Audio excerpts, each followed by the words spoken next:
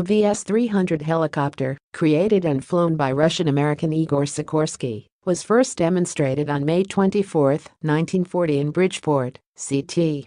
As the first American single-main rotor helicopter, it rose 15-20 feet above the ground and traveled 200 feet forward before hovering, backing up, and landing. Its original design and subsequent improvements can be seen in most modern helicopters.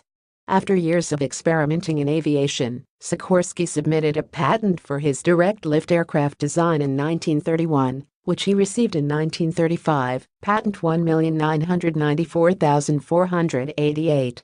4 years later, the VS-300 made its first tethered flight on September 14, 1939, before achieving free flight in 1940. Also that year, Sikorsky was awarded Connecticut Helicopter License Number 1. As the aircraft continued to improve, Sikorsky performed a water landing and takeoff and broke the world endurance record by staying aloft for 1 hour, 32 minutes, and 26.1 seconds, both in 1941. Originally, 3 auxiliary tail rotors were used to control the VS-300 and for compensation of the torque of the main rotor. By moving the control stick forward and backward, the pitch on the 2 horizontal auxiliary rotors would change simultaneously in the same direction. Rudder action was achieved by foot pedals connected to the pitch control of the vertical auxiliary rotor. These 3 auxiliary rotors rotated approximately 4 times as fast as the main rotor. With this design, the VS-300 could hover and fly sideward and backward, but experienced pitching problems when moving forward at low speeds.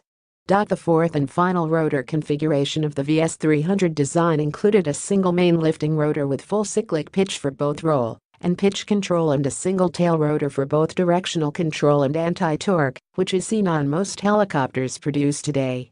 In 1943, the VS-300 was retired and donated to the Henry Ford Museum in Dearborn, MI.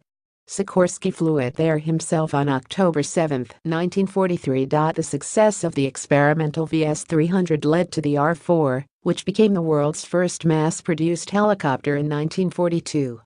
A prototype was flown to an Army Air Forces base in Dayton, Ohio from Connecticut, which was the first cross-country flight of a helicopter in the U.S. This model was also used in service by the U.S. Navy, U.S. Coast Guard, and British Royal Navy. The Sikorsky Black Hawk helicopter is still used by the military today.